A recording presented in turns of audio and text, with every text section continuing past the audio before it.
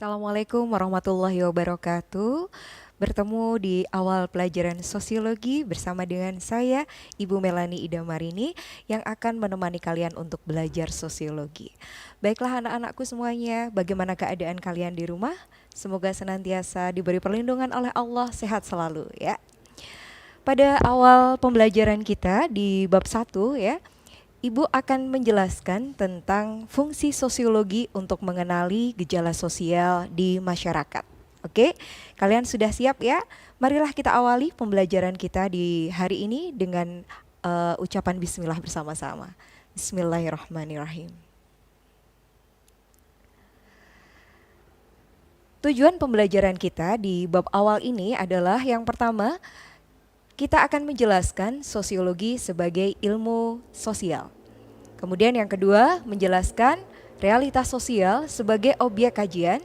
Yang ketiga, menjelaskan kehidupan sosial sebagai objektivitas. Dan yang keempat adalah mengidentifikasi gejala sosial yang merupakan tindakan individu, tindakan kolektif, pengelompokan sosial, interaksi antar individu dan kelompok sosial di dalam masyarakat.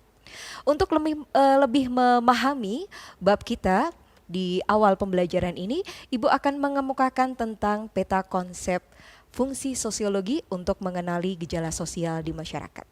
Jadi anak-anak, nanti yang akan kita pelajari pada bab awal kita ini adalah yang pertama, sosiologi sebagai ilmu sosial, kemudian realitas sosial sebagai objek, kehidupan sosial sebagai objektivitas dan gejala sosial yang ada di dalam masyarakat.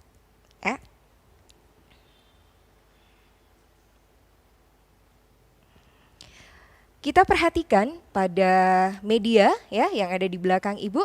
Di sini ada realitas sosial sebagai objek kajian.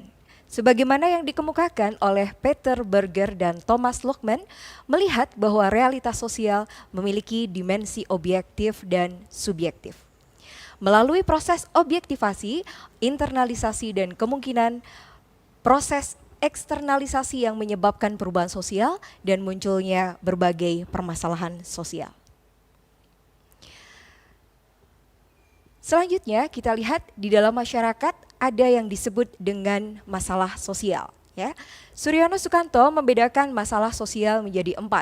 Yang pertama adalah masalah sosial dari faktor ekonomis, masalah sosial dari faktor biologis, masalah sosial dari faktor psikologis, serta masalah sosial dari faktor kebudayaan ya.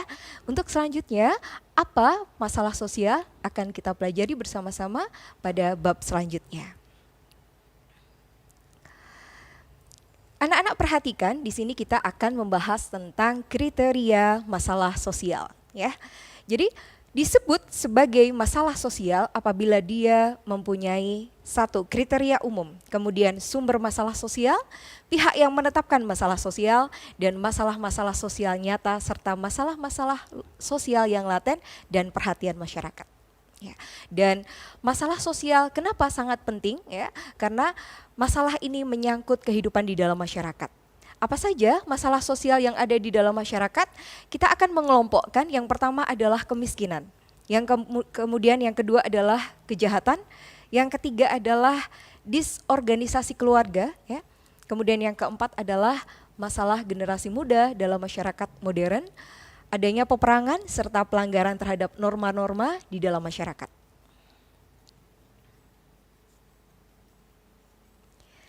Kehidupan sosial sebagai objektivitas. Kita ketahui bahwa masyarakat Indonesia merupakan masyarakat yang majemuk ya. Kemajemukan masyarakat Indonesia dapat kita lihat secara horizontal maupun vertikal. Ada beberapa faktor pendorong atau penyebab terbentuknya kemajemukan masyarakat Indonesia. Yang pertama disebabkan karena keadaan geografis Indonesia. Yang kedua pengaruh kebudayaan asing, dan yang ketiga adalah iklim yang berbeda. Ya. Keadaan geografis Indonesia di mana kita terpisah antara satu pulau dengan pulau yang lain, ini menyebabkan kemajemukan masyarakat Indonesia. Kemudian pengaruh kebudayaan asing di mana kita terletak di antara dua samudra dan dua benua ya, maka ini menyebabkan Indonesia berada pada posisi silang sehingga menyebabkan pengaruh kebudayaan asing yang sangat banyak. Kemudian yang ketiga adalah iklim yang berbeda.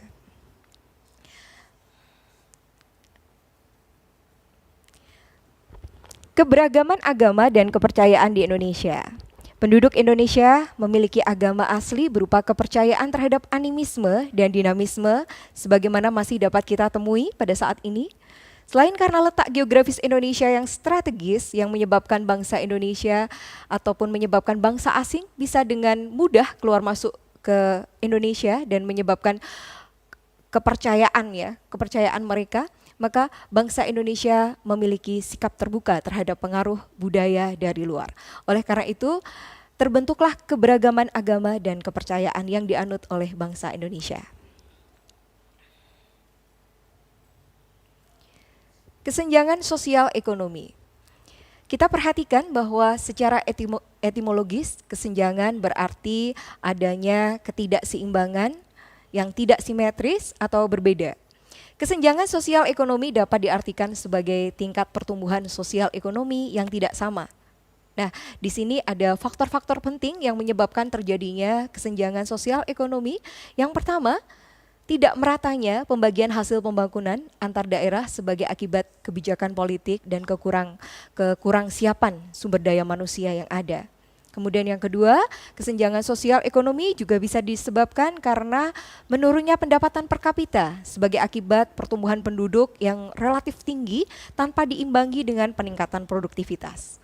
Kemudian yang ketiga, rendahnya mobilitas sosial sebagai akibat sikap mental tradisional yang kurang menyukai persaingan dan kewirausahaan, serta yang keempat, hancurnya industri kerajinan rakyat sebagai akibat monopoli para pengusaha yang bermodal besar. Selanjutnya adalah gejala sosial. Apa yang dimaksud dengan gejala sosial?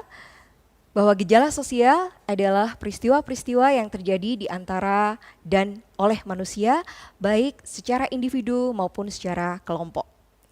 Suatu peristiwa atau proses disebut gejala sosial karena perilaku oleh individu yang terlibat di dalamnya saling terkait. Menurut Emil Durkheim, gejala sosial harus dipahami sebagai fakta objektif di luar kehidupan subjektif individu. Di sini ada beberapa karakteristik gejala sosial. Yang pertama, bahwa gejala sosial itu sangat kompleks, ya. Gejala sosial beraneka ragam. Gejala sosial tidak bersifat universal. Gejala sosial bersifat dinamis. Gejala sosial tidak mudah dimengerti, gejala sosial kurang objektif, gejala sosial bersifat kualitatif, dan gejala sosial sebagai sesuatu yang sulit untuk diprediksi. Bagaimana bentuk dan jenis gejala sosial yang ada di dalam masyarakat? Sebagaimana diungkapkan oleh Guglielmo Carcetti, gejala sosial dapat dikelompokkan dalam bentuk gejala sosial yang menentukan dan bentuk gejala sosial yang ditentukan. Sedangkan Pitirim Sorokin mengelompokkan dalam berbagai jenis, diantaranya gejala sosial religius, gejala sosial ekonomi, gejala sosial hukum. Sedangkan berdasarkan tingkatannya, menurut Norman Blackie ada beberapa tingkatan gejala sosial, diantaranya adalah gejala sosial mikro, gejala sosial meso, dan gejala sosial makro. Untuk lebih jelasnya, nanti kita bisa baca bersama-sama di LKS yang sudah diberikan ya. Demikian anak-anakku semuanya, kajian kita pada kesempatan hari ini ya. Insya Allah kita akan sambung lagi pada pertemuan mendatang ya. Semoga awal perjumpaan kita ini bermanfaat. Billahi taufiq wal hidayah. Assalamualaikum warahmatullahi wabarakatuh.